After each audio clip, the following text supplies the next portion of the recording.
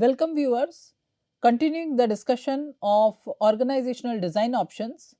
In this lecture, I will be discussing about the strengths and weaknesses of design configurations. The learning objective is explain why there should be a limited set of structural configurations or designs, 5 basic parts of any organization, define 5 basic structural configurations, list the strengths and weakness of each of these configurations. Further, we will also discuss when each configuration should be used, and we will classify each of the configuration in terms of their structural characteristics. To introduce, we would like to explore, is every organization really unique? Organizations are like fingerprints. Each has its unique structure. Coca-Cola, PepsiCo, for instance, are both large corporations that derive most of their income from soft drinks. But a careful review of their organization finds that their structures are not identical, clones of each other. Similarly, if we compare firms like Samsung, Apple, they are selling the products which are serving the similar purpose, but they have a different type of structure. They are not identical clones of each other. There are several automobile manufacturers which are catering to the needs of customers and which are providing value to the money invested. Like for example, the firms BMW, you have Maruti and several other automobile manufacturers like Tata Motors. All these are providing vehicles to the customers. When you look at their structure, they are different from each other, though they may be serving similar purpose or they are providing the same services or products. There are large number of hospitals, all of them are catering or providing patient an experience, but they have a different purpose, they have a different structure. So, there are certainly millions of different forms of configurations like fingerprints. Many have common elements that once identifies allows for development of a classification framework. There are common elements in organizations. We will understand what are these common elements which are very common in all organizations. Continuing our discussion about Henry Mintzberg's definition of common elements in organization. Mintzberg argues that there are 5 basic parts of any organization: operating core, the strategic apex, the middle line, technostructure, support staff. And all of these are present in almost all the organizations. In every organization, these basic elements exist. Employees who perform the basic work related to production of products and services form the operating core. Top level managers who are charged with the overall responsibility for the organization form the strategic apex. Managers who connect the operating core to the strategic apex are the middle line managers.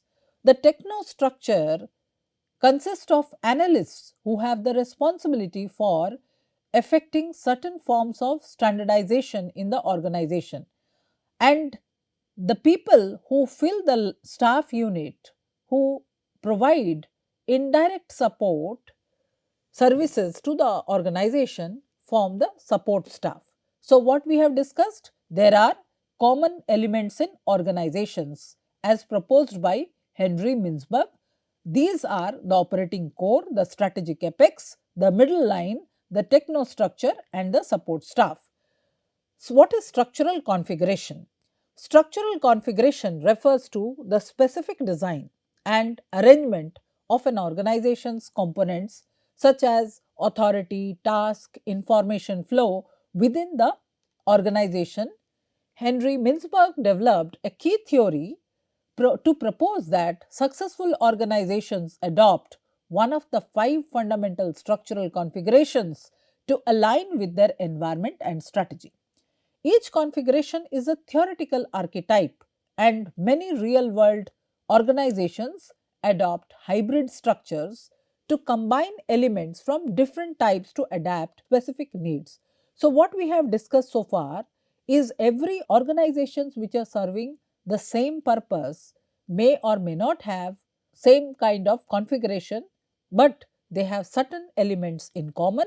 Those elements are the operating core, the strategic apex, the middle line, technostructure and support staff. The case of standard configuration. Each configuration is suited for different environment by emphasizing different coordinating mechanisms such as the direct supervision, standardization of tasks, standardization and mutual adjustment. These configurations provide framework to understand how companies structure their task, their power structure and communication to achieve their goals. Every configuration contains a complex structure of elements that are internally cohesive, and presence of some elements suggests that reliable occurrence of others. If there were 5 key elements on which organizations defined, and each one could be related as either high, moderate or low. So, as we have already discussed that there are 5 different forms of structural configuration: simple structure, machine bureaucracy, professional bureaucracy, divisional form of organizations and adhocracy. These are applicable to small startups like in case of simple structure, to even complex innovative forms like in adhocracy. The basic structural configurations, we will try to understand in more details what are the characteristics of each of these structural configuration. A simple structure, these are the entrepreneurial organizations, have a characteristics of low departmentalization, wider span of control. They are highly centralized or centralized decision making around the strategic apex. Typically, the founder or owner enjoys more power. This structure is flat, fast, flexible, common in small, young organizations or those which are in crisis where the decision has to be very fast. Coordination is achieved through direct supervision. You don't need a support structure to provide you guidance. The direct supervision will help an organization to emanate from the crisis to take faster decisions.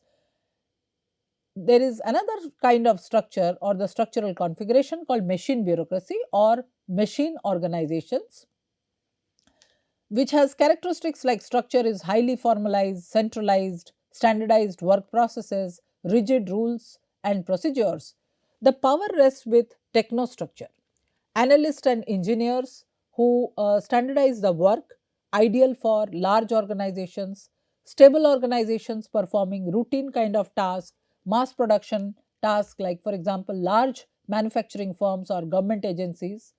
The third category is professional bureaucracy or professional organizations with basic characteristics of configuration coordinates through standardization of skills depending on highly trained specialists like doctors, engineers, in case of law firms, the law consultants, university professors in its operating core. Decision making is decentralized, allowing professionals significant autonomy over their work, and it is typically found in complex but stable environment. So, the structure depends on the environment and as well as the strategy. So, divisional organizations, the characteristic is the structure consists of a central headquarters and several semi autonomous market based divisions, each acting as a mini company. Coordination between the head office and divisions is based on standardization of output via performance control systems. This form is common in large, mature organizations with diversified markets or product lines. Adhocracy or innovative organizations. The basic characteristics is an organic and highly flexible structure with minimal formalization designed for rapid innovation and change, where there is a need for innovation in order to be sustainable, where the environment is changing. So, adhocracy would be suitable. It assembles multidisciplinary teams of experts who coordinate via mutual adjustment or interdependency of tasks. Authority is decentralized and the structure is suitable to complex dynamic environment like consulting firms, aerospace or filmmaking. Other or structural forms do exist beyond Mintzberg's framework. Structural configurations exist in broader organizational designs like the functional structure, which groups jobs by similar functions, for example, marketing, finance, human resources, and so on. There is also matrix type of structure which combines functional and divisional structures, creating dual reporting lines for being more flexible or for flexibility. There is team based structure like organizes around cross functional teams. Then there is a horizontal structure which minimizes hierarchy to speed up decisions. To understand in more details about the simple structure, which is said to be characterized most by what it is not rather than what it is. The simple structure is not elaborated, is low in complexity, little formalization. There is authority is highly centralized. The strength is simplicity, little cost to maintain. The weaknesses are limited application. And when do we use it? In small organizations. On the other hand, if you understand, machine bureaucracy is highly routine operational tasks, very formalized rules and regulations exist, tasks that are grouped into functional departments. There is a centralized authority or decision making that follows the chain of command and has an elaborate administrative structure with a sharp distinction between the line and the staff activities. The primary strength of machine bureaucracy lies in its ability to perform standardized activities in a very highly efficient manner. The weakness of machine bureaucracy is something we have all experienced at one time or another when having to deal with people who work for these organizations. There is an obsessive concern following the rules, it is highly rule bound. When to use machine bureaucracy in large size organizations? When the environment is stable, it has highly standardized technologies. For example, in firms like McDonald, where the products are highly standardized and technology is also very standardized. The professional bureaucracy, the 20th century saw the birth of a new structural form, a new type of structure. It was created to allow organizations to hire highly trained specialists for organizations' performance, for operating core, and while still achieving the efficiencies from standardization, it retains certain standardized operations, but it depends on the technical knowledge or specialized knowledge of the professionals to manage its operational core. Configurations like professional bureaucracy combine standardization and decentralization. What is the strength of professional bureaucracy? The strength of professional bureaucracy is that it can perform specialized tasks, one that requires the skills of highly trained professionals with the same relative efficiency as the machine bureaucracy. And weaknesses is there is a tendency for subunit conflict to develop. There are chances of conflict arising between the different parts or different subunits. The specialists in the professional bureaucracy, like their counterparts in the machine bureaucracy, are compulsive and their determination to follow the rules. When do we use it? In large complex environment. Uh, then further we discuss about the divisional form of structure. Divisional structures, there are set of autonomous unit coordinated by a centralized headquarters. Each is a machine bureaucracy in itself. Divisional managers are free to direct the divisions as long as it compiles to the overall guidelines set by the headquarters. The strength of divisional structure is provides more accountability and focus on outcomes. It frees up the headquarters from their concern of the day to day operating details. It can focus on the long run, autonomy and self containment, excellent vehicle for training and developing general managers. The weaknesses are duplication of activities and resources, there is propensity to stimulate conflict, and there is autonomy, more of theory than practice develops, resentment amongst divisional managers, and it creates coordination problems. When do we use divisional structure? We use divisional structure when there is product or market diversity, when the firm is in different markets, when there are more number of products. So, there is need for divisional form of structures. Like Indian Railways have different divisions, Eastern Division, Western Division, Southern Division, because they are operating in those areas or the markets. And the banks have more number of products to offer, not just the money banking.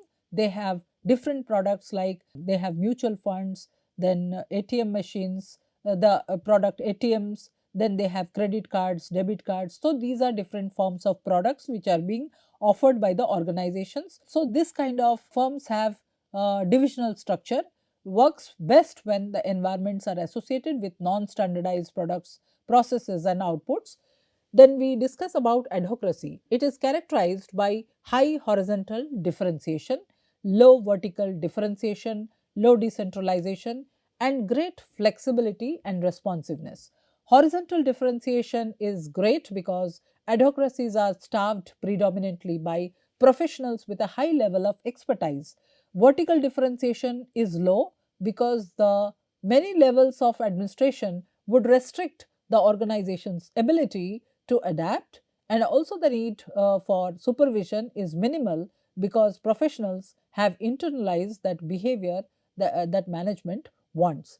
The strengths of adhocracy is ability to respond rapidly to change and innovation, uh, facilitates cooperation of diverse specialists, adopting new technology very fast.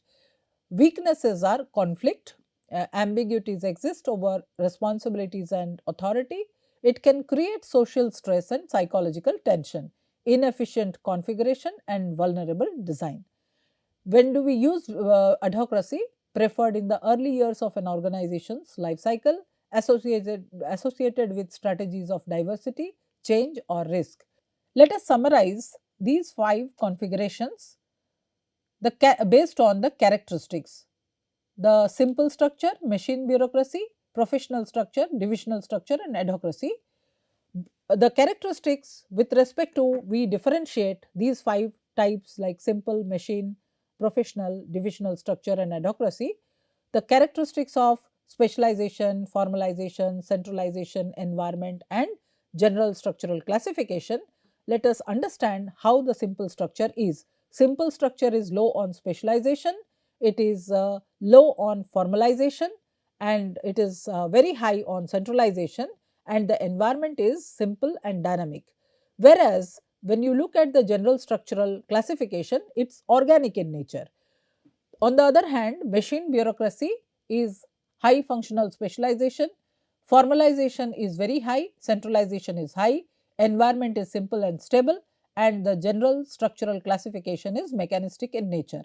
Professional bureaucracy, it is high on specialization and low on formalization, it's low on centralization, and environment is complex and stable, and the general structural classification is mechanistic in nature.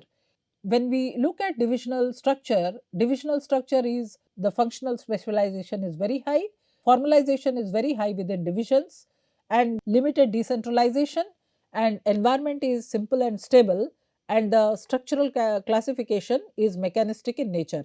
Adhocracy is high on specialization and low on formalization, it is low on centralization, and environment is complex and dynamic, and the general classification is organic in nature.